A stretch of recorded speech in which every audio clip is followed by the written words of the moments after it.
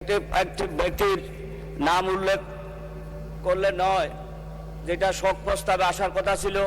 এবার আমি আহ্বান জানাচ্ছি জনাব নুরুল আমিন, চট্টগ্রাম 1 মাননীয় সদস্য। সময় 5 মিনিট। বিসমিল্লাহির রহমানির রহিম। মাননীয় স্পিকার, আপনাকে ধন্যবাদ।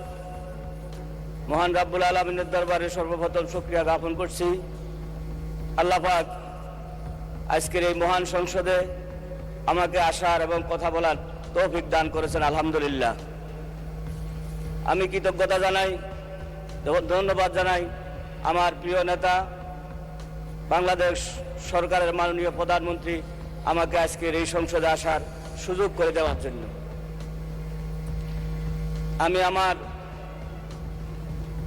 একটি ব্যক্তির নাম উল্লেখ করলে নয়, যেটা শোক প্রস্তাবে আসার কথা ছিল। আজকে যদিও বক্তব্য দেওয়ার বিষয় নেই। বাংলাদেশের এক সন্ধিক্ষণে যখন শাহবাগে ইসলাম, মুসলমান এবং দেশের বিরুদ্ধে ষড়যন্ত্র হয়েছিল, ঠিক সেই দিন হেফাজত ইসলাম নামে একটি সংগঠন করে, অরাজনৈতিক সংগঠন করে, যার নেতৃত্ব দিয়েছিলেন মাওলানা আহমদ শফি সাহেব এবং জনায়েত বাবুনগরী, যার কারণে সেদিন এই নাস্তিক শাহবাগীরা বাংলাদেশ থেকে বিতাড়িত হয়েছিলেন। তাকে আমি শ্রদ্ধার সাথে স্মরণ করছি। সেই জনায়েত বাবুনগরী এবং আল্লামা আহমদ শফি সাহেবকে, এবং তার নামটাও শোক প্রস্তাবে অন্তর্ভুক্ত করার জন্য আমি আহ্বান জানাচ্ছি। মাননীয় স্পিকার, শ্রদ্ধার সাথে স্মরণ করছি আমাদের প্রিয় নেত্রী দেশনেত্রী বেগম খালেদা জিয়াকে, যিনি আজকের এই সংসদে অনুপস্থিতিতে আমরা দুঃখ পেয়েছি। আজকের এই সংসদে যদি আমাদের নেত্রী থাকতেন, আমাদের কাছে আরো ভালো লাগতো।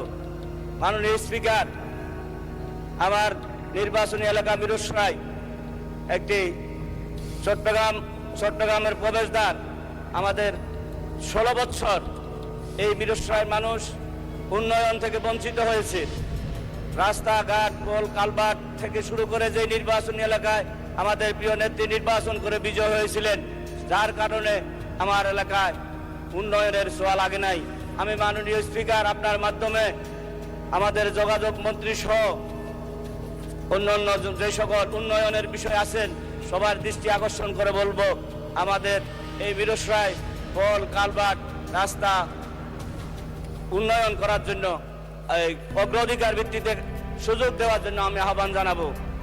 আর বিশেষ করে ধন্যবাদ জানাই আমাদের আজকের সংসদ নেতা, যে কর্মসূচি নিয়েছেন খাল কাটার কর্মসূচি, সেই খাল কাটার কর্মসূচি প্রথমে আমার মিরসরাইতে আগামীকাল উদ্বোধন করবেন আমাদের চট্টগ্রামের আমাদের প্রিয় নেতা জনাব আমির খসরু মাহমুদ চৌধুরী সাহেব। যে খাল কাটার প্রথম কর্মসূচিটা আমাদের মিরসরাইতে দেওয়ার কারণে আমি আমাদের আজকের এই সংসদ নেতার প্রতি কৃতজ্ঞতা জানিয়ে আমি আমার বক্তব্য শেষ করছি। সবাইকে ধন্যবাদ। আসসালামু আলাইকুম।